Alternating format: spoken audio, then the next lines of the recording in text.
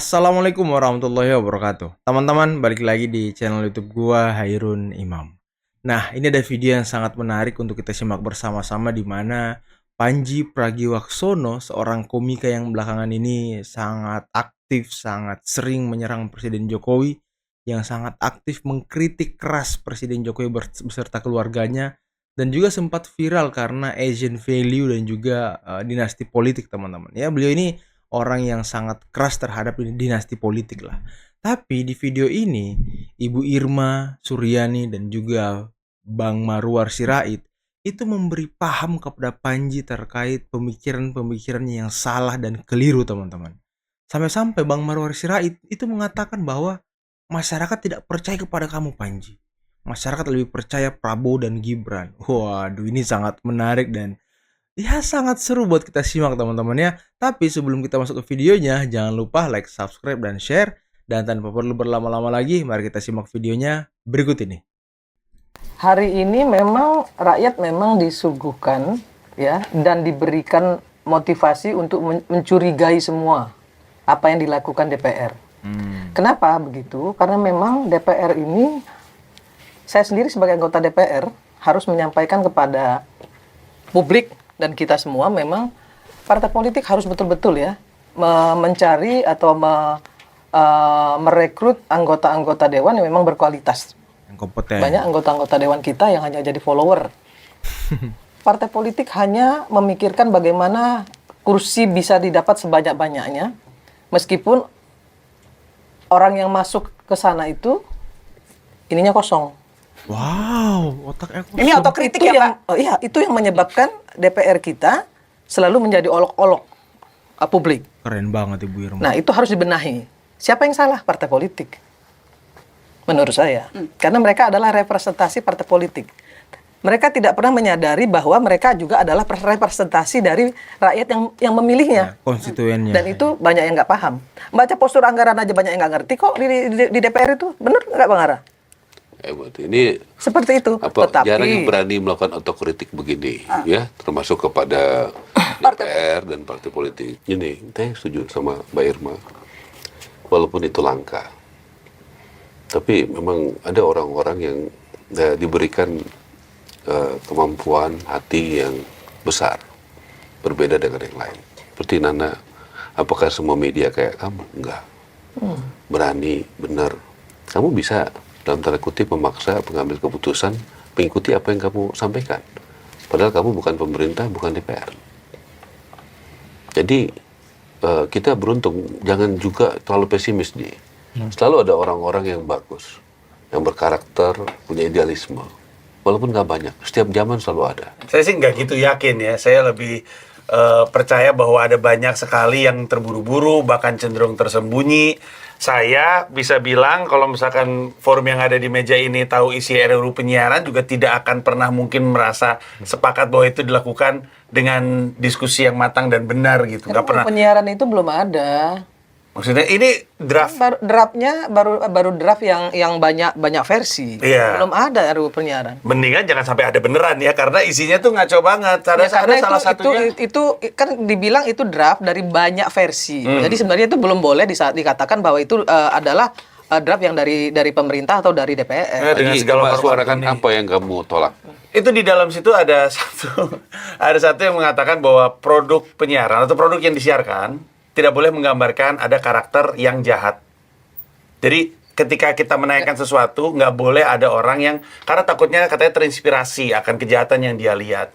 Dan ini kan nggak masuk akal. Ini akan udah nggak masuk akal, secara prakteknya juga aneh. Kalau itu diloloskan, Batman nggak seru. Isinya cuma keluar sore-sore nyari kopi susu gula aren. Panji, Nggak gini seru. ya. Kemana Batman? Nyari kopi. Tidak ada penjahat di dunia ini. Dilarang RUU penyiaran. Saya rasa kamu hebat. Kamu sudah mulai, ini Jelas akan itu. ditonton jutaan orang. Kamu sudah mulai meyakinkan rakyat bahwa itu nggak perlu karena alasan itu. Seperti yang saya sampaikan tadi. Nana tidak perlu memerlukan menjadi menteri, pemerintah, atau jadi DPR. tapi dia bisa meyakinkan rakyat Iya. bahwa itu Itu benar, nggak itu perlu. tidak benar. Kamu jalanin terus sampai kamu yakin, Panji. Tapi dalam Tapi Jangan- kenapa punya wakil rakyat kalau rakyatnya mulu yang harus ngegawangin? Kan perwakilan saya. Harusnya kan Panji. wakil rakyat pas ngeliat, apaan nih aneh banget nih undang-undang gitu kan. Kan nggak Panji, ada, belum di mana-mana ada. ya di dunia ini Kenapa harus ya, nyalain wakil ada rakyat? Orang itu belum ada itu belum ya, ada. Di ada DPR ekstra belum parlementer ada. ya. Parlementer Kan, ya, dan sudah ekstra parlementer. sampaikan. Kalau semua keputusan di gedung DPR itu sudah sesuai dengan harapan rakyat, nggak perlu lagi ada orang demo, nggak perlu lagi orang menyampaikan aspirasi. Kamu sudah benar melakukan apa yang kamu lakukan barusan. Memang harusnya enggak. Mahasiswa jangan diharapkan demo mulu kan, mereka kan harusnya Loh, studi. menyampaikan demo sesuai aturan dengan Nggak apa-apa. memberikan pikiran tidak ada masalah. problemnya Kita negara adalah sudah demokrasi. demo, sudah Saya pernah demo. berkoar-koar, politik legislasinya Sebagai anggota DPR tidak pun saya pernah mengikuti demo. apa yang disuarakan. Ini sepertinya Panji ini nggak ngerti ya. Sebuah kebijakan itu tidak mungkin bisa menyenangkan semua orang.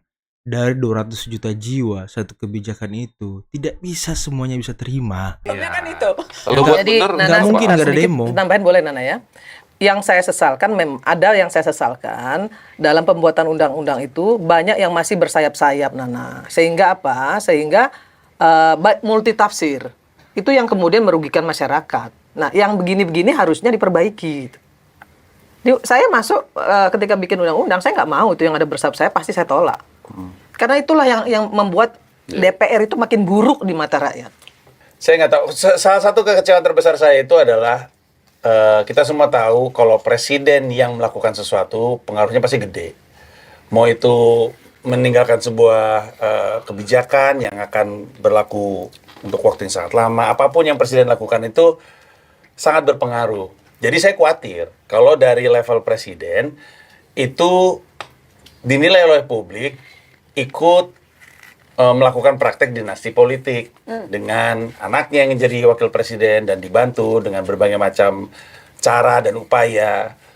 Karena kalau misalnya presiden aja melakukan tindakan seperti itu, orang akan bilang, terutama dinasti-dinasti politik di kabupaten, di sejumlah daerah akan bilang, presiden aja bisa, kenapa saya enggak? Sementara banyak rakyat di Indonesia tahu dampak dari dinasti politik di daerahnya mereka. Saya kira Panji belum memahami arti demokrasi kalau mengatakan itu. Kenapa? Karena dinasti politik itu ada di seluruh dunia.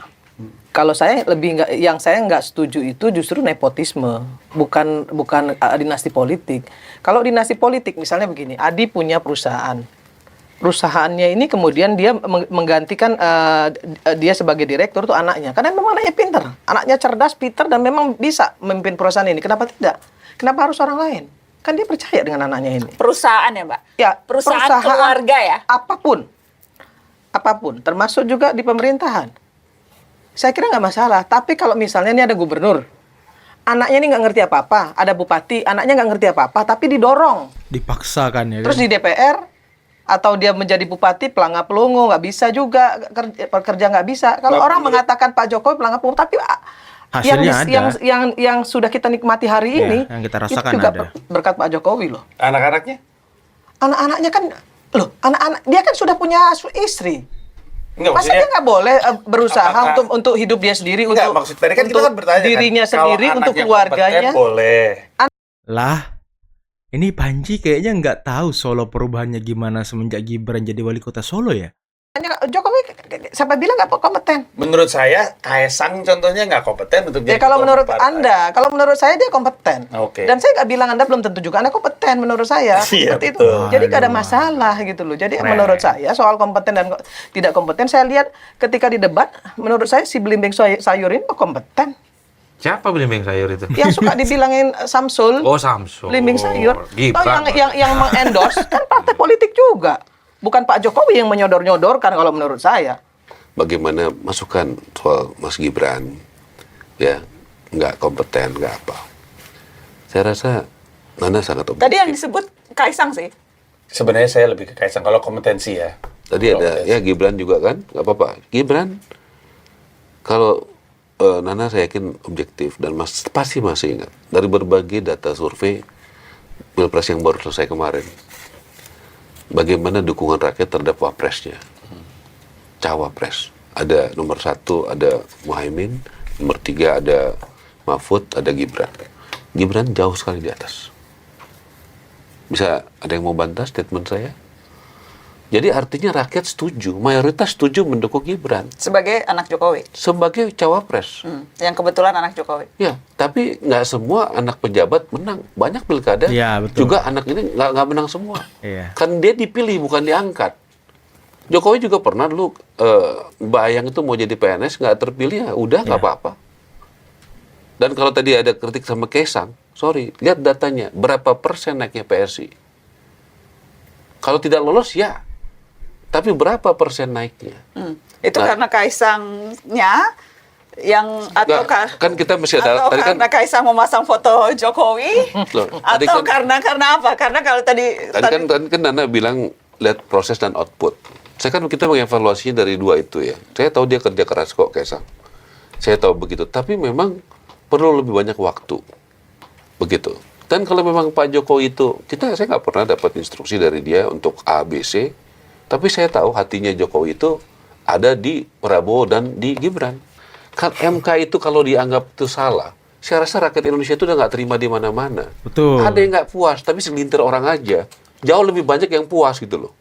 Saya sepakat kalau misalnya kebijakan-kebijakan itu yang dilakukan itu nggak benar gitu ya. Jokowi terlibat, mainkan MK, keputusan. Itu kemarin dia hadirkan menteri malah menjelaskan, betul nggak Mbak? Ya kan?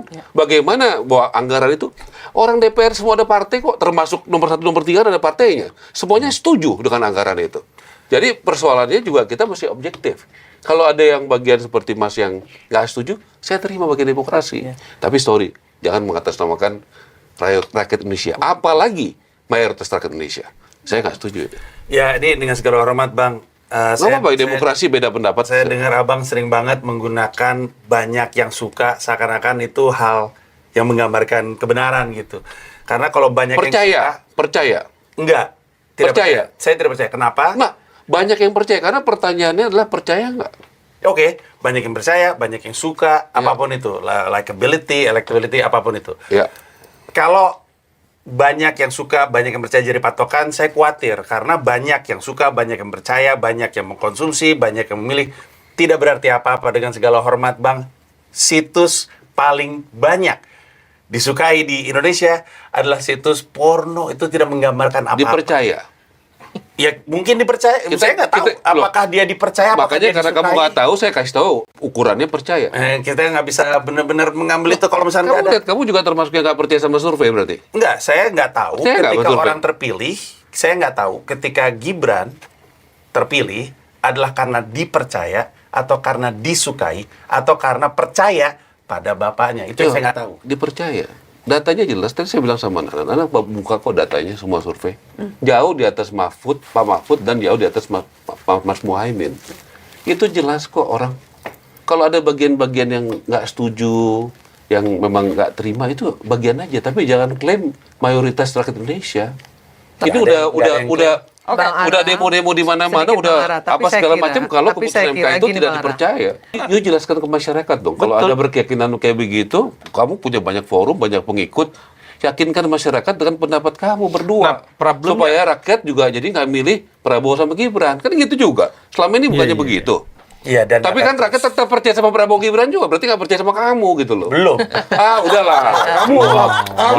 Proses, Kamu kan Dok. udah lakukan. Proses, Dok. Iya, nanti kamu coba lagi, makanya lebih sering lagi ke publik gitu loh. Rencananya begitu. Ya, supaya rakyat percaya dengan pandangan depan, sampai Bang. hari begini. tapi sampai hari Tahun ini. depan. Nah, sampai hari ini rakyat nggak percaya sama kamu. Jadi kita punya Apa- posisi politik masing-masing, keyakinan masing-masing. Kalau Itu kita itu iya. perjuangkan dengan cara yang baik tentunya, dengan Betul. aturan yang baik. Apa yang kita perjuangkan? Saya diajarin berpolitik itu, memperjuangkan apa yang kita yakini benar. Saya datang ya ke Subang, Majalengka, Sumedang pada saat teman-teman itu nggak percaya kamu nggak mungkin terpilih, Ra. Saya bilang saya percaya, saya akan terpilih dengan doa dan kerja keras. Waktu memulai Senturi, ya, Oke. pada banyak sekali nggak percaya nggak mungkin menang, bisa kok. Jadi saya nggak percaya juga dengan orang-orang yang pesimis gitu loh ya. Selama kita benar, doa, kerja keras, saya yakin. Gini Panji ya. Justru untuk turun ke rakyat dan Iya. bertemu dengan rakyat dan bersosialisasi. Karena kita membutuhkan itu. Jujur aja ya, orang baik itu ada di mana-mana. Ada di Betul. pemerintahan Panji, ada di luar pemerintahan. Jadi nanti yang bersatu itu bukan hanya posisi politik, tapi ide, gagasan, dan value. Saya berkawan baik sama Nana, kerjanya mengkritik pemerintah terus, betul nggak? Nak? Kita sama-sama di Satgas Anti Mafia Bola untuk tangkap itu mafia bola. Saya selalu bilang. Jadi orang baik itu ada di lanjutkan, mana-mana. dan jangan Saya berhenti. menunjuk, jangan salah ya menilai apa yang Iya, saya sampaikan. iya. Justru Tenang. kita senang. Justru saya nurut sama abang. Abang kan nyuruh saya turun. Saya berencana seperti Kamu itu. sudah turun, tapi lebih rajin lagi. Ini gimana? Lebih Tidak rajin ada lagi. satu. Ini kita ngomong fakta aja bang. Tidak ada satupun pelawak dalam sejarah Republik ini yang bikin pertunjukan tunggal lebih banyak daripada saya. Tidak ada. Tapi seperti yang tadi diharapkan dan seperti yang sudah terbuktikan, abang mungkin kurang familiar dengan kerja saya, Mbak juga. Tapi saya nggak pernah berhenti dari 13 tahun 10 pertunjukan tunggal. Dan dalam setiap tahunnya selalu keliling Indonesia, bahkan keliling dunia. Tahun depan saya mau ke 10 kota Indonesia, 11 sama Jakarta. Dan saya memang ngomongin hanya politik tahun depan. Judulnya Mensrea, niat jahat.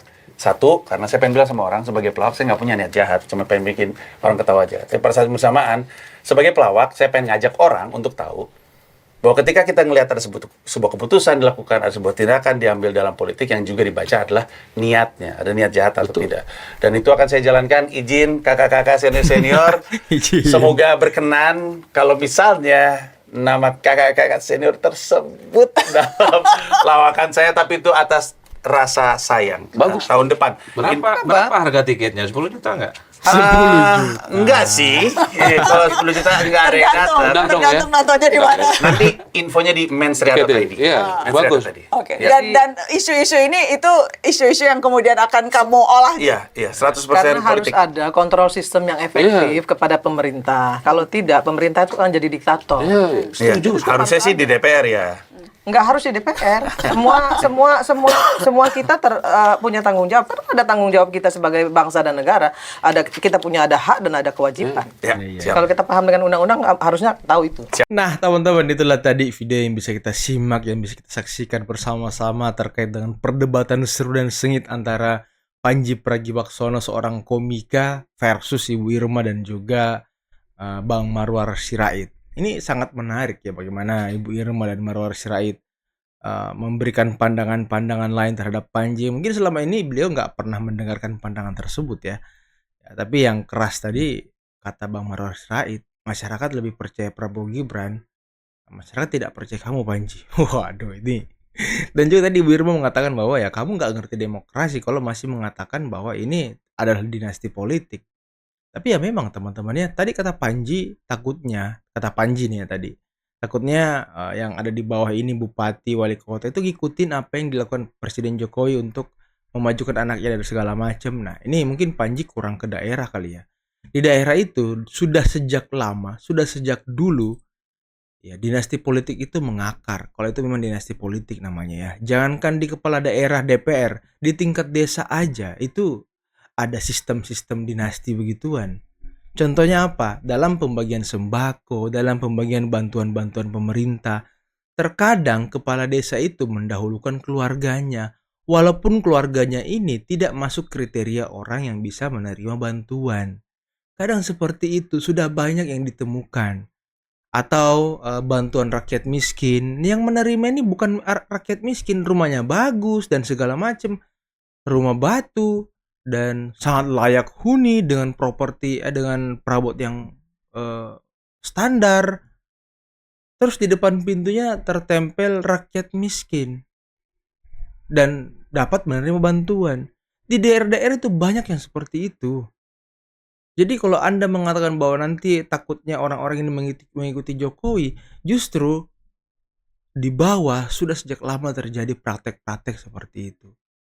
Apalagi ya di kepala desa dan segala macam. Di desa-desa itu sangat masif sekali. Tapi utamanya tadi itu ya, bantuan-bantuan pemerintah. Biasanya itu yang diutamakan keluarga-keluarganya, bukan berdasarkan siapa yang paling membutuhkan gitu. Lagian juga di daerah terkadang ya, kata siapa ya, kata Kodari waktu itu. Jadi ada mantan bupati yang memajukan istrinya yang pertama dan istrinya yang kedua lagi. Dua istrinya maju. Nah, ini kan praktek-praktek yang sangat luar biasa dan mencengangkan. Anaknya maju, istrinya maju. Ya ini yang terjadi di daerah. Dan kenapa tidak ada yang berteriak sampai sekarang? Justru saya pikir di daerah ini lebih parah daripada di pusat. Kalau di pusat masih kelihatan dan masih ada kontrol terhadap pemerintah. Kalau di daerah siapa yang mau mengontrol? Justru malah mungkin aktivis-aktivis di daerah ini yang ikut menikmati hasil dinasti-dinasti ini, teman-teman. Itu yang saya yakini ya. Ya mungkin cukup sekian dulu video kali ini teman-teman ya. Sudah panjang lebar saya berbicara, takutnya Anda bosan. Dan jangan lupa like, subscribe, dan share videonya. Akhir kata, billahi taufiq wal hidayah. Wassalamualaikum warahmatullahi wabarakatuh. Bye-bye.